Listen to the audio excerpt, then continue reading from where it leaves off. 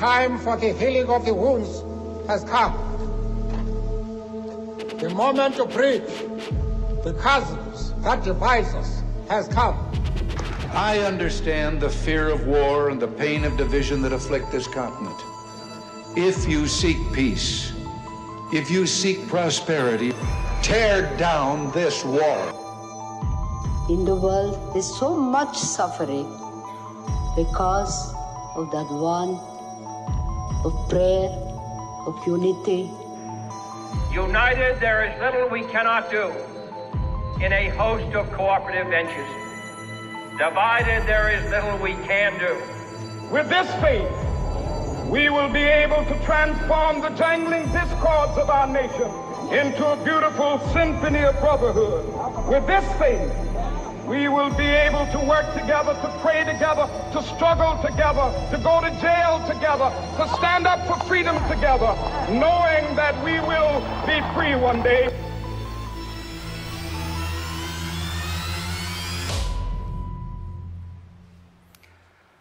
Well, hello again. I'm Doug Mauss, one of the pastors here at St. John, and we're continuing with Divided We Fall. If you weren't here last week, Dion Garrett talked about how the first step of being people who bridge divides and reconcile different people is that we've got to get near to those who are not like us, because if we're not near them, we can't be people who bridge the gap. And now, today, I'm going to be talking about step 2 of that, and I'm going to be using the filter of bridging the divide with the gender issues that we have facing us in this country today. And I tell you, we set these series months, if not up to a year in advance, and the timeliness of this week just continues to boggle my mind, and it's proof that God is truly guiding us with his Holy Spirit as we make these series, because you're a well-informed bunch. I'm sure you've been following the news, and so you know that an influential leader has been forced to resign his position as a result of several allegations made by several women, many of them anonymously. And to be clear, this man did nothing illegal. He committed no crimes. No one's accusing him of having had an affair or assaulting anyone. At worst, these women are saying that he did things that made them feel uncomfortable. And for that, he's had to step down from a position where he was doing much good in the world, where he was making an impact at the national and the international level. And if you've been following along, you're probably figuring out who I'm talking about. I'm referring to, of course, Democratic Senator Al Franken. Right? Is this where you were tracking with me? No? Not who you thought I was saying, right? See, we have these scripts that we follow, and as we're following along, we think we know where the story's going, and we blindly follow the script, and then something comes along which maybe hopefully shows us that our script is insufficient for what we need to do to be division bridgers. Because not only, of course, was that Democratic Senator Al Franken, but that was also Bill Hybels just this last week, who is a prominent Christian pastor and leadership seminar man.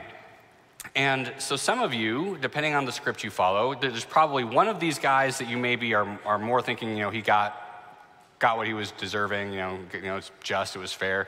And maybe one of these guys you're thinking, I think he was maligned, I think it was unfair what happened to him, I think it was a travesty. But there are also some of you that are looking at this and saying, honestly, both of them got what they deserved. Women have been denigrated and dismissed and maligned for decades, if not longer. And it's finally time for a reckoning. There's an injustice that needs to be righted. And you're saying, this is fine, this is good. But no matter which of those scripts you follow, I feel like this story only ends in one way, which is that the gender divide becomes yet another battlefront in all the many divisions that continue to torment and plague our culture and our country. And if we just accept those stories as good enough, if we blindly continue to follow these scripts, then it will end badly, I think, for everyone involved, with more hostility, more anger, more division, unless somehow someone finds a way to change the script. And so that's what we're going to be talking about this morning, is what could it look like and be to change the script. And again, God's timing is amazing, because this Bible passage was set quite a while ago, but I think it is so timely and so important for the gender divisions that plague us right now, and for this step that we're going to be pursuing, step 2, which is changing the script. Now, before I get into it, I would encourage you to not listen to this like a Bible story.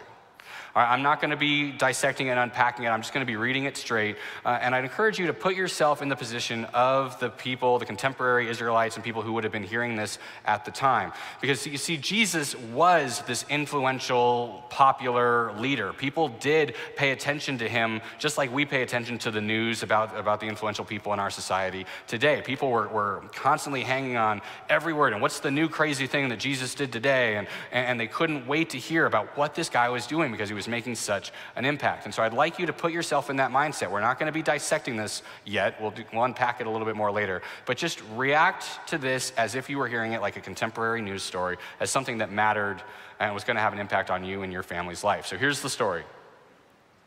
Then Jesus left Galilee and went north to the region of Tyre and Sidon.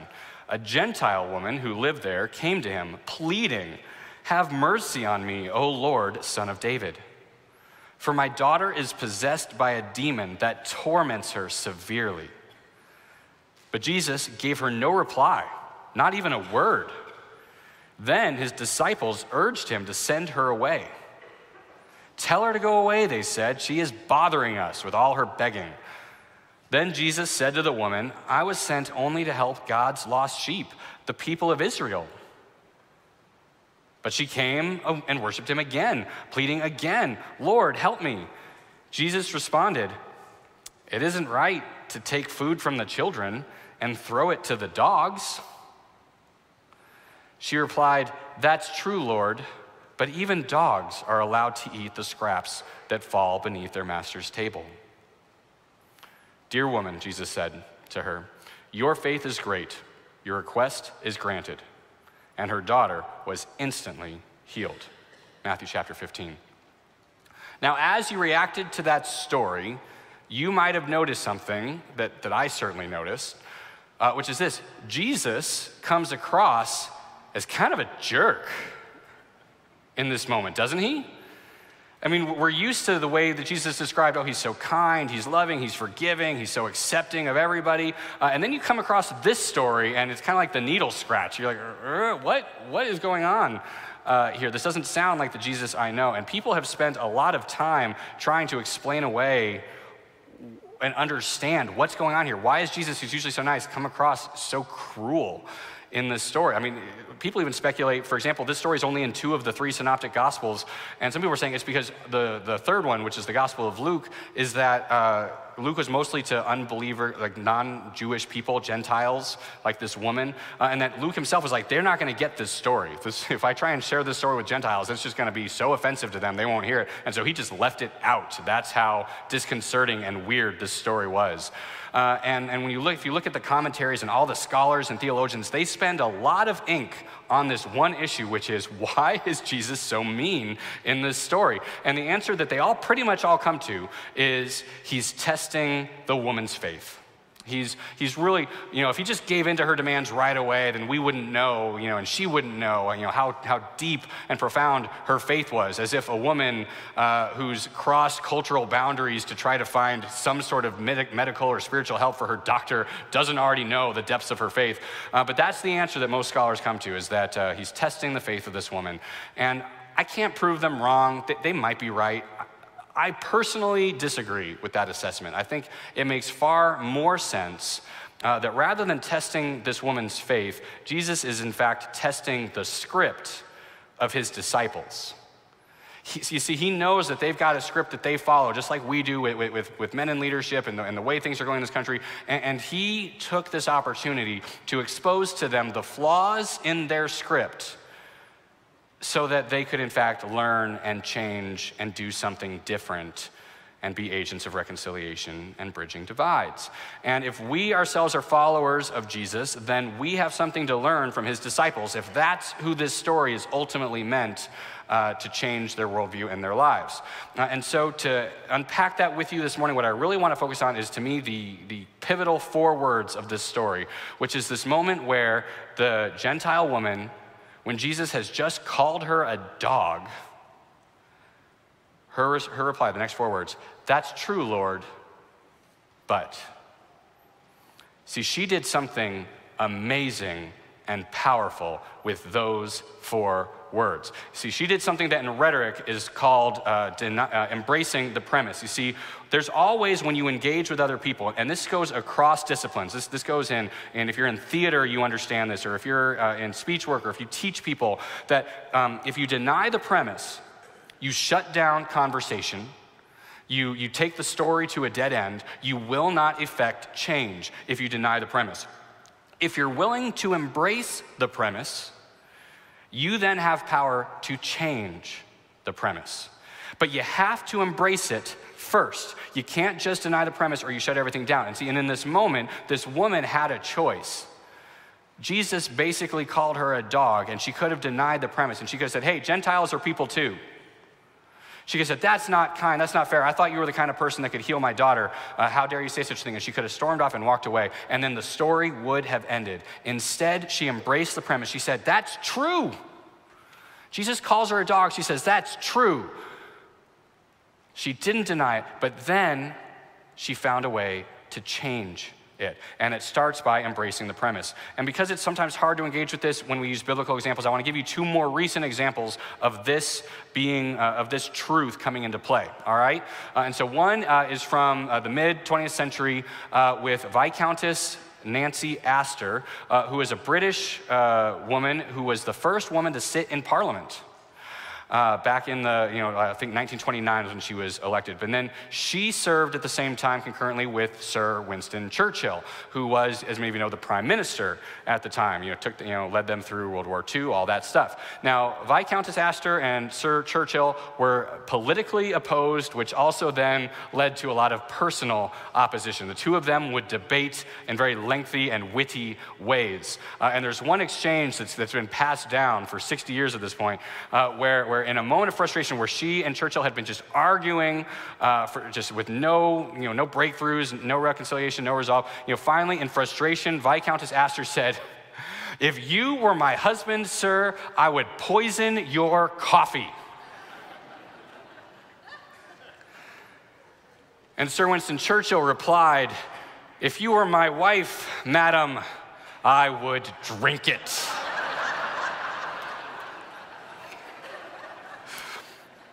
And to dissect the frog for a moment, to kill the joke, do you see why that rings so powerfully even now, today? You see, she said something mean, and Churchill could have denied that premise in a variety of ways, right? He could have said, how dare you, woman? We're the leaders of this government. We need to speak kindly, and or he could have said, well, I'd never marry you, right? There were a lot of ways he could have denied the premise, and they would have been much more natural. Any one of us in that situation probably would have been tempted to go with one of those, but instead, he embraced the premise.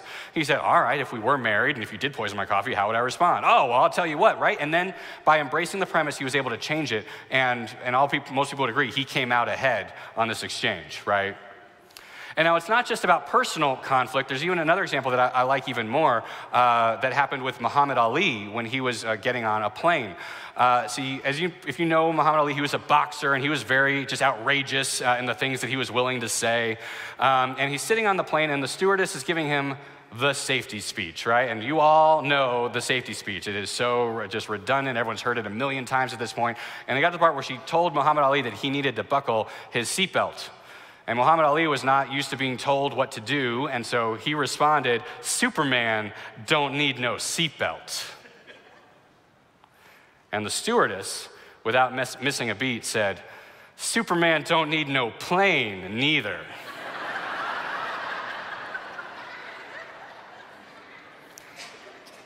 Now, I'm willing to bet in that moment that Muhammad Ali buckled his seatbelt, and it's not because he was wrong and she was right. It was because he got told. And that's why I think this rhetorical concept is so important and is going to matter to us as we go through this Bible story and bridging the divides right now. Is because I think we automatically assume that what really matters is right and wrong, what's true, what's not true. But at the end of the day, we're not as rational scientific beings as we'd like to think we are. That stewardess could have said to Muhammad Ali, all the right, true things, right? She could have said, well, it's an FAA regulation, and trust me, if we're going to crash, you'd really want to have your seatbelt on, right? She could have said true things, and it would not have resulted in changed behavior. But by embracing the premise and twisting it rhetorically, she was actually able to get the changed behavior that she wanted to get. She wanted him to buckle his seatbelt. And so we need to use this rhetorical truth and apply it to bridging the divides. See, for us, it's not just about denying the premise or embracing the premise. It's also about, when we talk about divides, denying the differences between us and other people or embracing those differences.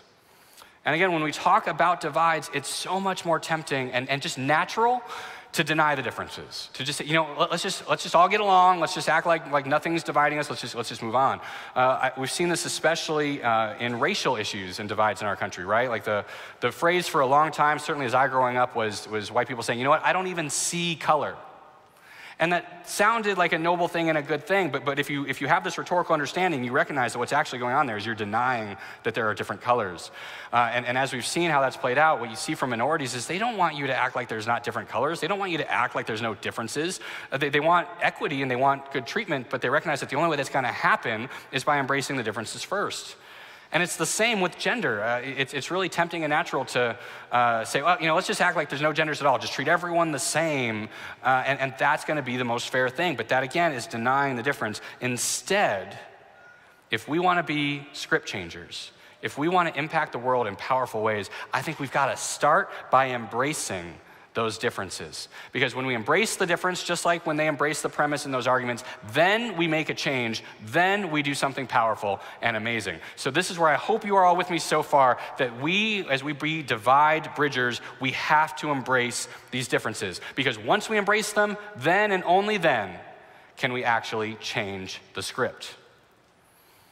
And I want to talk to you about 4 biblical principles that I have discovered over the years and as I see represented in our Bible story today. 4 ways that we have the power to change the script. And before I get into them, I want to already just say this to you. I do not expect or ask anyone to do all 4 of these things. But what I would encourage you to do as I go through them and talk about the biblical background, to look and pick out even one. One that you think, that's in my wheelhouse. I could do that one thing, even starting right now, today. And I promise you that if this body of believers, if this group of people, every one of us picked one way that we could start changing the script, we would already make an impact that would shock the rest of the city. I believe that so firmly. So with that, let's work through these 4 biblical principles and be looking for the one that you think makes the most sense for you to tackle and start being a script changer in your life and in the lives of those around you. And so the first one is this. It sounds simple, but it's not. Admit that I don't understand. Admit it. Just say up front, I don't understand. And this is a hard one. It's simple to do, but it's a hard one to agree with because I'll speak for myself. I pride myself on my understanding. I work hard to pay attention to news and trends and philosophies. I work hard to know what's going on in the lives of people around me because I'm expected to speak into lives with wisdom and understanding and counsel and godly advice. And I pride myself that I'm good at my job. I think I understand things. And yet if I want to be a script changer, I have to start by saying, actually, you know what? No. I really don't. At the end of the day, when we're talking about people who are different from me, I don't understand, I can't understand as much as I'd like to think I do. And as long as I think I do, I won't be effective. Paul talks about this in 1 Corinthians 5, and there's one verse especially. This is a verse, by the way, that if anyone ever polled me, and no one does, but if anyone polled me and said, Doug, what's one Bible verse that you wish more people knew? This is the one I would pick. It's a longer verse, but just the first half is this. Where Paul is saying to Christians, it is not my responsibility to judge outsiders, the people who are different from me, the ones who aren't part of my tribe, my faith, my culture, my gender. It's not my responsibility to judge them and what I think he understands is because I don't understand. I don't know what it's like to have a life that's different from mine, to have a different background, to have all these different experiences feed in. I don't understand, and if I don't understand, then I can't judge. But it is such a hard change to make in our script. And I'll even show you in the Bible story today, right? We saw these disciples and their interaction with this Gentile woman. And I guarantee you that the disciples did not understand where they're coming from. Because if they had, they would not have been so callous to her situation, right? I mean, we're reading this and we're like she had a daughter that was being tormented by a demon. Like, this is hard, this is awful. And if they truly understood that, you think they would have just said, get rid of her. She's bugging us. I don't think they would. And I think it's hard because they did understand their own script, right? They knew that life was hard. I mean, all of those disciples, they gave up livelihoods, they gave up family, they gave up having a consistent place, a pillow and a bed to sleep on every night. They gave all that up to follow Jesus. And I think that leaves them with this idea that, like, hey, we understand hardship. We understand despair. Like, we've been there. Like we've been in a situation where we didn't have enough food to eat, where we were in a boat and we thought we were going to drown. Like, we've seen hard stuff. And this lady comes, she's got her sob story. Oh, we understand. We know what it's like. And so they don't actually engage with her, and the divide stays. Whereas if they'd been able to say, I don't know what it's like to be a mom whose daughter is in such pain and torment that I'll do anything, that I'll even cross cultural divides. Like, this woman is a Gentile. She knows what Jews think of her, and she was willing to go into the situation where she would be scorned, where she would be treated badly because she would do anything that it takes. And I promise you, I can't understand that kind of passion, and those disciples certainly didn't. We have to remember first and foremost that we don't understand. And if we even started there, I think so much conversation would start to happen between us and others. And already that would be a huge impact on changing the script for the world and our community around us. But we don't just have to stop there, right? We start by admitting we don't understand, opening those dialogues. But then another biblical principle, a second way that we can be script changers, is to put the best spin on others. And if you don't recognize this as a biblical principle, this is actually the 8th commandment, or the 9th commandment, depending on how you count. But the 8th commandment is so often oversimplified to say, thou shalt not lie. That's what everyone thinks the 8th commandment means. That's really a bad simplification. That is one tiny portion of what the 8th commandment is about. It's actually about, thou shalt not bear false witness. And that means so much more than just not lying. And don't even just take my word for it. Let me introduce you to Martin Luther, a great theologian, scholar, a guy that knew what he was doing. And when he was reflecting and teaching about the 10 commandments and the ways that we are called to act, and he talked about, you shall not steal, and you shall not commit adultery, you shall not murder. But then he gets to the commandment, you shall not bear false witness. And he says, look, this is what it really means. It means this: in addition to one's own person, spouse, and temporal possessions, there is a further treasure that the individual cannot do without, namely honor and good reputation. Living in human society is tolerable only if one is not in public disgrace or contempt. We should note that no one has authority publicly to judge and reprove his neighbor, not even if he has seen him commit the sin directly, unless he has specifically been given authority to judge and reprove. For there is indeed a great difference between these two, judging a sin and knowing about a sin. If I poke my nose in and judge and condemn, then I fall into a worse sin than his. So, when you get to know about a sin, and by the way, I love this visual, so picture it with me. Let your ear become its grave and shovel the dirt in on top of it, and do not resurrect it until the day that you are appointed judge. All right? This is what Martin Luther says the 8th commandment is about, this biblical principle of putting the best spin on others. It's saying that you could even know the very worst thing they'd done, and you would say, you know what? I don't know enough to judge. I can't actually speak to this. And I know that the disciples didn't understand this biblical principle in the moment, because this is exactly what happened and what I think Jesus was testing when he said those cruel things to the woman. You see, when he says, implies that she's a dog at the table, what you don't hear is any of the disciples saying, oh, Jesus, how rude. What I think you can instead infer from their silence is they're thinking, we know what those Gentiles are like. Yeah, they're pagans, they're dogs. Yeah, that's about right. See, Jesus was in fact confirming the script that they already had in their heads. They were not putting the best spin on this woman. They really did actually think she was a dog worthy of being spoken to in harsh and unrespectful ways. And it's not just hard for the disciples. I think we actually live in a time where it is the hardest it has ever been to keep the 8th commandment. Why? Because we have so much information about people that I would rather we don't have. My wife has been into true crime lately and been reading about stories and murders, and she was sharing with me about this one trial, the murder of a guy named Trevor Alexander, and she was telling me, we know everything about this guy and his girlfriends and the woman who murdered him. You can watch every minute of every hour of the many hours of their trial. All of his journal entries are online. I was looking over, she was reading something on the computer, and I said, what are you reading? Oh, the diary of this guy that was murdered. And I'm like, we can know that? We can hear and read? So we know, like this tragic situation, a man who was killed and the women that were in his life, we know the absolute worst things in vivid detail about everyone involved. And then we have to say, but not gonna judge, not gonna go there. And we leave it, and we have to try to leave it be. That is so hard. It was much easier to keep the 8th commandment back when we didn't know things. And yet, even now that we do know things, we've got to find a way somehow to put best spin on the other person. And I see this again, it's so hard as we're talking about current events and how we've got Al Franken being accused of things by women, and we've got Bill Hybels being accused of things by women. It is so hard to do, and yet I think it is possible to put the best spin on Franken and Hybels and to say, you know what? I really don't think they meant to make those women feel uncomfortable or debased or like they didn't matter. I really don't think they meant to do that. And I can put the best spin on Hybels and Franken. I can also, at the same time, put the best spin on these women. I can say, you know what? I really don't think she was just trying to take a good man down. I don't think she just hated his ministry or hated his political positions so much that she would just do anything it takes to get this man fired or resigned from his position. And I don't think it's paradoxical or hypocritical to believe both those things. To put best spin both on the men involved and on the women who felt they needed to bring injustice to light. I can believe the best of both, and I do not have to demean or malign either party in this issue, but just to say, you know what? This is a hard, messy, uncomfortable world, and we are all doing our best to navigate some of the hardest situations that anyone could be asked to.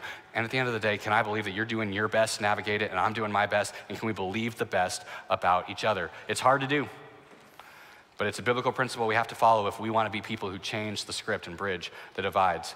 Now, a third way, biblical principle to do this is that we need to willingly give power away. And our model for this is none other than Jesus himself. Philippians 2 says this about Jesus. It says that that's us, we, all of us, we must have the same attitude that Christ Jesus himself had. Though he was God, he did not think of equality with God as something to cling to. Instead, he gave up his divine privileges. Not only did he give them up and become a human, but he gave them up to us. You may not know this, but Jesus has actually bequeathed his divine power to each and every one of you. He says that if you choose to forgive someone here on earth, I actually will bind myself in heaven to your word. And heaven goes and by the way we say, we forgive someone, forgiven in heaven. We don't forgive someone, well, there are consequences in heaven. And Jesus willingly gave that power to us. He entrusted us with his divine power. That's amazing and powerful. And again, you see in our story how the disciples didn't understand that biblical principle. You see, they didn't have a lot of earthly power. They weren't wealthy. They didn't have political clout. But one thing they did have was access to Jesus, right? This influential guy who's making waves everywhere he goes. And the disciples were gatekeepers. They got to decide who came to Jesus and who didn't. This woman came before them. And in the moment, what their heart was, well, in our power, are we going to let her have access, or are we going to try and get her sent away? We see it not just with women, but children. Children are coming, and the disciples are saying, oh, no, leave Jesus alone. He's a busy man. And Jesus is saying, no, let them come to me. Jesus wasn't clinging to his power and his privilege and authority. He was saying, no, let everyone come and be a part of this thing that I have. We have to willingly give power away. And I'd like to take a moment here and kind of do a little sidebar and talk specifically to the men in the room. So ladies, you can check out for about 2 minutes if you want. But men especially, I want to encourage you, because I've learned as I've wrestled with this and seen things that I was raised in a way that misunderstood this important biblical principle. It was like a truncated half version of this principle, and it's taken me a lot of my life to figure out exactly how wrong it was. And my guess is you were raised that way as well. And so I want to encourage you with this new thing. See, here's how I was raised. I was raised that men have power, don't abuse it. End of the story. That's the discussion. Don't abuse it. I'd hit my sister. My dad would say, don't you ever hit a sister, right? Like other things I could do, I would get in some trouble, whatever, but for whatever reason, that was the worst thing. I hit my sister. That got my dad angry in a way that was really shocking and surprising.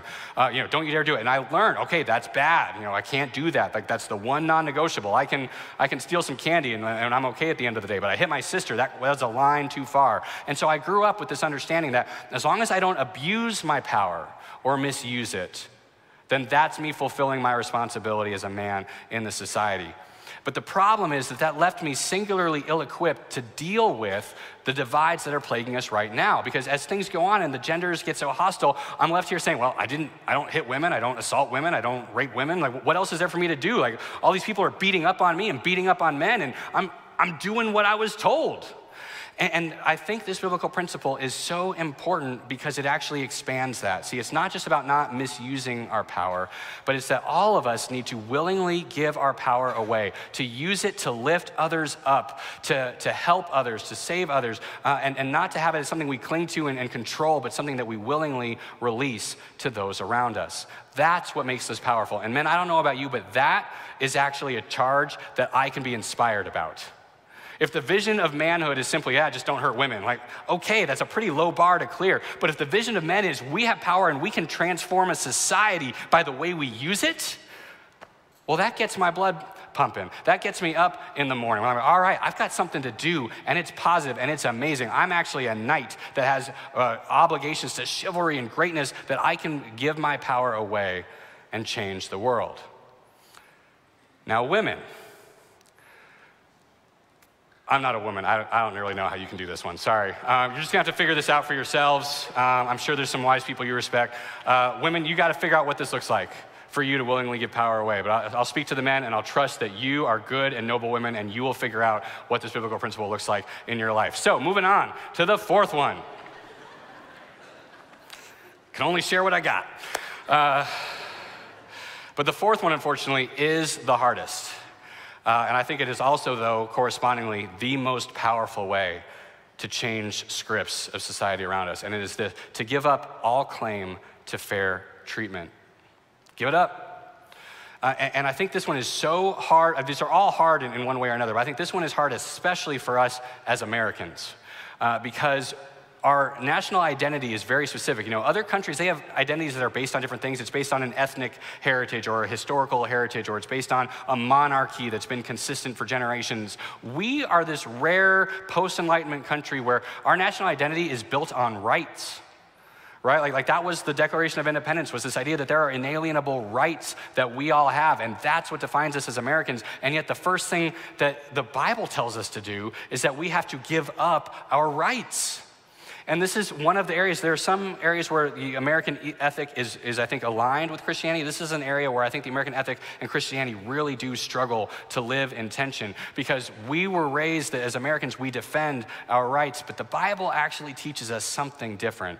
Paul says this in 1 Corinthians. He says, even though I am a free man with no master, and again, he wrote 2,000 years ago, but he could be writing to the Americans right now in the 21st century. We are free, we have no masters, nobody is the boss of me, and yet, Paul has willingly become a slave to all people in order to bring many to Christ. And he even gives this example. So, if what I eat causes another believer to sin, I will never eat meat again as long as I live, because I don't want to cause another believer to stumble. 1 Corinthians 8-10 is the whole speech. Eating meat is good, it's fine, that's a right, that's a privilege, it's a great thing to have. And Paul's saying, but even that, a good thing, I would give it up if it would keep someone else from stumbling. And we see that in this story because Jesus, he was a promised Messiah to a particular group of people. The Jewish people were the ones who had been promised a savior and a rescuer. And now here's this Gentile woman, someone who's not from his tribe, not from his community, and she's saying, help me too. And Jesus was well within his rights to say, woman, I'm sent to the lost sheep of Israel. I'm sorry, you folks that aren't Israel, you got to figure it out on your own. And he would have been perfectly right to say so. But he gave up that right. He said, you know what, that's fine. I will help someone even though they're not actually part of my job description as people think it is. And not only in this moment where he heals a woman's daughter, but he took this to its ultimate conclusion that he who was innocent, blameless, committed no crime, did nothing wrong, was executed. Jesus took this script change truth so seriously that he was willing to die for it. Because he looked at our scripts, he looked at our individual stories, and he saw that each and every one of us, our story ended in death, despair, division. And he was willing to give up all claim to fair treatment as God, as the creator of the universe, and say, I'm going to give it all up so that I can change that script and replace our death with life, replace our despair with hope, and replace our division with the power of reconciliation. Not just God reconciling distant humanity to himself, but looking at all of us and saying, and you can be reconciled with each other because of what Jesus was willing to do on the cross to change each and every one of our scripts. And when a man like Al Franken or a man like Bill Hybels willingly gives up all claim to fair treatment, they are being script changers in a real and powerful way. Again, if they'd gone to court, I think both of them would have been acquitted, right? They didn't actually do anything wrong, and yet both of them chose instead of fighting it, instead of having this big, long examination and hearing all this stuff, they said, I'm going to give up my claim to fair treatment. I'm going to resign willingly because they are script changers. And in the same way, the women who go out on a limb to call out the Me Too movement, to point out injustices and patterns of abuse and denigration in their own lives, those women are giving up their claim to fair treatment too. Maybe it's easy to say that, for some people that, oh, well, they're just trying to take a good man down, or it's sure interesting the timing of this. But if you look at these women, every single one of them knows that by speaking up to a man in power, her reputation will be dragged through the mud. Her personal life, every excruciating detail thing that she would rather be left in history and forgotten, will be exposed to a critical world who will pounce on everything she's ever done wrong. Her chosen career, the thing that she spent her whole life working to achieve, will be done because they know that no one's going to want to work with a woman who's been exposed as a whistleblower and someone who's just looking to take men down. And yet, these women, knowing full well that their reputation, their livelihood, their personal lives would all be gone, they made the choice to speak up anyway. And they changed the script for a whole society. Because here's the thing, if we're going to change scripts, it's going to cost us something personal. And that is a hard thing to have to just say up front. I wish it were easier. I don't know what costs are ultimately in my path ahead. I don't know what are in yours, but I do know that it will cost you something, which begs the question, is it worth it? It's great that God chose to change the script on my behalf. It's great that he saved me from a story that ended in death and division and brought me to life and unity. That's fantastic. But am I really obligated to be that kind of a force in my own life? It sounds like it is just too costly. And in that moment, Paul continues to remind us of powerful truths, which is he says this, but among the Lord's people, women are not independent of men, and men are not independent of women. Guys, as I've struggled with these divisions, even in my own life and relationships, there are times where I feel it would be so much easier if we just did the whole monk and nun thing. They were clearly onto something. When I have an issue with another monk, like we'd just deal with it and we'd move on and we'd be fine. I wouldn't have to deal with all this complicated stuff that it feels like every time I try and do stuff with my wife or other women, it'd just be so much easier. And yet Paul's saying we need each other, and I think that's true. I know in my own life, I would not be qualified to even stand here and be your pastor were it not for the influence of multiple amazing women in my life. And that starts with my mom, who was a trailblazer in integrating the Air Force through gender. She actually was on the committee that integrated the Air Force Academy and understood what it would look like to have men and women at this academy for the first time. I remember my first female boss who modeled for me for the first time that I'd ever seen what compassionate leadership had looked like. All my other bosses, all they cared about was tasks, right? Just get the job done. I don't really care about you, and that's fine, because that's what we're in. And this woman modeled for me that you can be a leader and get work done and also care about the individual that's working for you. And most importantly, and I can't say this strongly enough, most importantly, my own wife. I am more mature more persevering, more compassionate, more wise, because this woman has not given up on me for 10 years. I need her so badly, or else I could not be standing here today. And while it's tempting to just go be a monk, I know I would not be a very good monk, because then I wouldn't have had her in my life. And just to give you one very quick example of this, I want to share with you the very first major argument that we ever had as a married couple. We were 2 years in and pregnant with our first daughter. And as is often the way with these things, we had not planned this. We had a timeline and a schedule for our marriage and our family, and this was not it. And as we were facing the upcoming birth of our oldest daughter, the question came up, who's going back to work and how? And we both had different opinions about what the right answer to that should be. And as we argued about it and came to a place, we ultimately landed on the conclusion that she would stay home with Fable and I would go back to work. And it was an argument, it was a fight that was fine, but it was resolved in the way I thought it needed to be resolved. And so then I moved on. It was a bad fight. And it was only even recently, like in the last year, that my wife pointed out exactly how damaging that moment was. That it wasn't just a fight that got resolved. That's what I thought it was, because I won. But that in that moment, a divide came between us that we have spent the last 8 years learning how to overcome. See, because in that moment, she learned something true about me, which was that my script was that a husband is the head of his household. And so if there's do your best to get along, try and figure things out together, but at the moment where there's disagreement, the husband just decides. And so in that moment where we couldn't come to peace about who was staying home and who was working, what I finally said to her was, well, you know what? I make more money than you do, so I need to keep working and you need to stay home. And that was devastating for 2 reasons. One is because 3 years later, she got a job that made far more money than what I was making. So that came back to haunt me. But secondly, it's because my wife learned in that moment that I would use my financial power, instead of giving it away willingly, I would use my financial power like a club against her the moment it was inconvenient to me. That's the script she learned. But what I can tell you now today is that we are in a far better and healthier place than we've ever been.